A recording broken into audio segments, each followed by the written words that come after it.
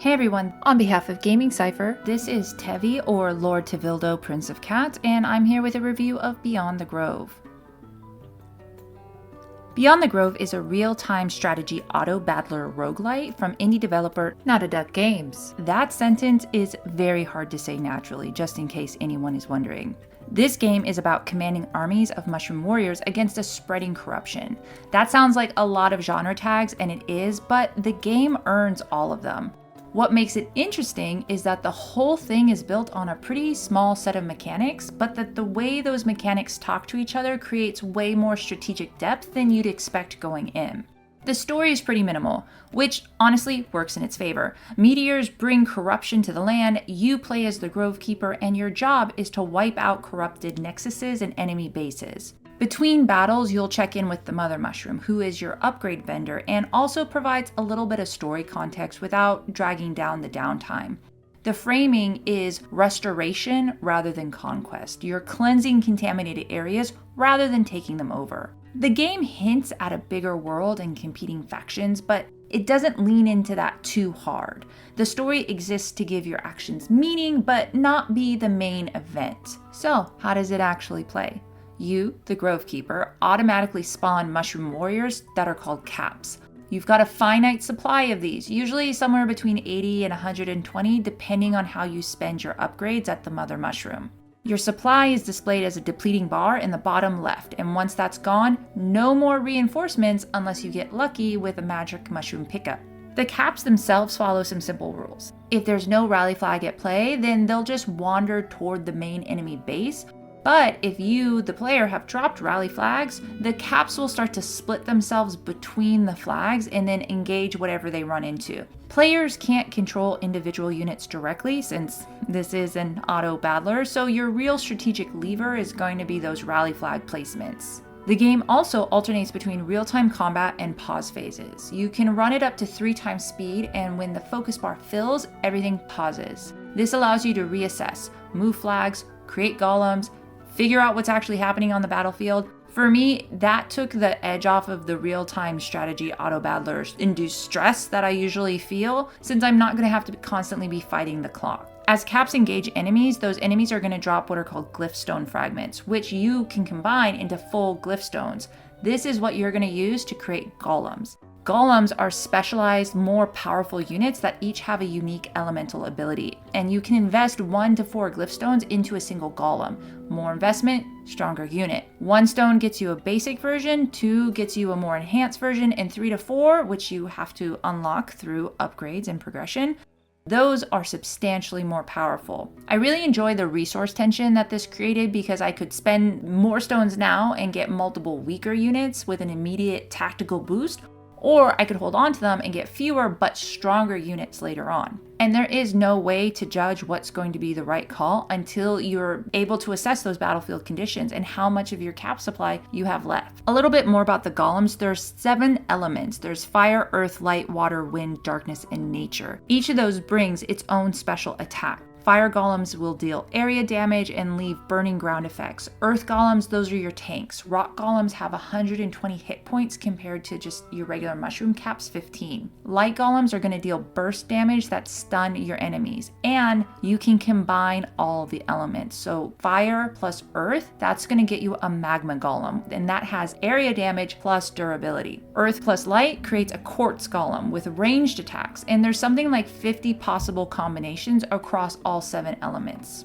Another strategic aspect to keep in mind is that elements also counter each other. Fire beats wind but loses to water. Earth beats water but loses to wind. My approach so far has been to just hang back for a moment, see what the corruption is trying to throw at me, and then start picking how I'm going to counter it. And here's another strategic aspect you have to be aware of. Each one of those elements has to be unlocked at the Mother Mushroom. So you're constantly making decisions about, are you going to spend your points at the Mother Mushroom on getting consumables, or are you going to unlock more elements? Are you going to invest in extra rally flags, more caps, a fungal spy network? There are so many different ways to spend your points, so you can really customize the battlefield to also fit your playstyle. Now, going back to golems, here's the thing that really sets this game apart. Every golem type adds a new instrument to the game's soundtrack. Rock golems bring in a cello, sun golems add piano, Fire golems add percussion. The game is going to start with a pretty sparse score, but as battles get more complex and you're fielding more and more diverse armies, a full symphony will build in real time around what you're actually doing. The more diverse the army, the more rich and layered the musical arrangement. If you're losing and your army's really struggling, you're going to have a sparser, quieter soundtrack to die to. It's the most elegant use of audio as gameplay feedback that I've come across in a long time, and it makes every battle in Beyond the Grove feel genuinely unique. Let's talk about progression for just a second. After each battle, you're going to return to the Mother Mushroom where you can spend essence on run-specific upgrade. New elements, better cap stat, movement speed, extra rally points, consumables, etc. Separately though, in between each run, you're going to earn experience points that convert into permanent skill points for upgrades that are going to carry across all your runs. This is more starting caps, extra starting elements, the ability to create tier 3 or 4 golems. The key thing to note here with this two-tiered progression system is that even failed runs contribute to your overall ability to act in the game. You still get experience even when you lose. And that kind of removes a lot of the sting, considering I've never actually beat Beyond the Grove. If you can't tell already, the strategic depth really comes from how all of these individual pieces interact. Early on in a battle, you have plenty of caps, so you can be a little bit more aggressive. But as that supply depletes, every unit becomes more valuable, and you shift towards more careful and conservative play. Compositional decisions require actually reading the enemy. If they're running fire golems, earth golems counter them. But if they also have water, which counters earth, you might need to pivot to light golems. Except light golems are fragile, and if you're already out of most of your caps, maybe actually magma is the right call, since they have durability even with a partial elemental disadvantage. No matter what type of forces you're playing on the field though, rally flag placement shapes everything. You can concentrate your forces, split them across multiple fronts, use waypoints to gather troops before committing them. Timing matters in Beyond the Grove, and whatever plan you start with is going to need adjustment. These battles evolve, enemies adapt, and you have to read what's actually happening and respond. I genuinely appreciated Beyond the Grove, and I think one of the reasons why is because I felt that the game's systems parallel real fungal biology. I don't know if this was intentional or not, but real fungi form underground networks called mycelia. And when they detect nutrients, they'll release chemical signals that direct growth towards those resources. Individual threads just respond to local signals. There's no central brain, and yet the colony coordinates effectively. The rally flag system works almost identically. Caps respond to flags as signals, and the army will concentrate towards those objectives. The individual units aren't making strategic decisions. The strategy emerges from how you set up the signals. And there's also a fungus analogy with the golem system. Basic caps are like what are called hyphae, simple, numerous, not very powerful. Whereas golems are like specialized fungal structures, like resource intensive, powerful, functionally specific. The question of when to invest in golems versus keeping caps deployed mirrors how actual fungi allocate resources between growth or specialization. Even the whole meta progression has echoes of this.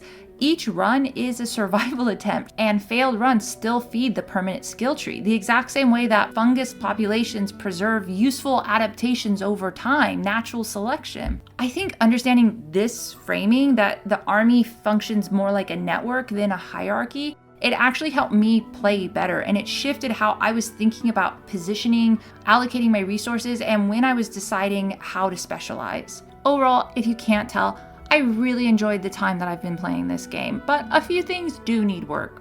For example, the flag placement system, it's a bit finicky. It's really easy to drop a flag in the wrong spot or accidentally nudge an existing one where you're trying to do something else. Hovering over golems doesn't always show you their full strengths and weaknesses profile, so you have to memorize the elemental interactions, which is all fine and dandy. I never mind playing with an Excel sheet open next to my game, but a tooltip would fix that easily. But these are all quality of life issues. They're not deal breakers. This is a good game, and for me, Beyond the Grove gets a 9 out of 10. It's a really well-crafted strategy game with a really distinct identity. I felt like the mechanical depth was real, but but it wasn't overwhelming. I didn't spend hours trying to figure out the game. I felt like I could jump in, start playing it, and the game taught me how to play itself over time naturally. In addition to that, I just can't stop raving about the dynamic soundtrack. It's unlike anything else I've played.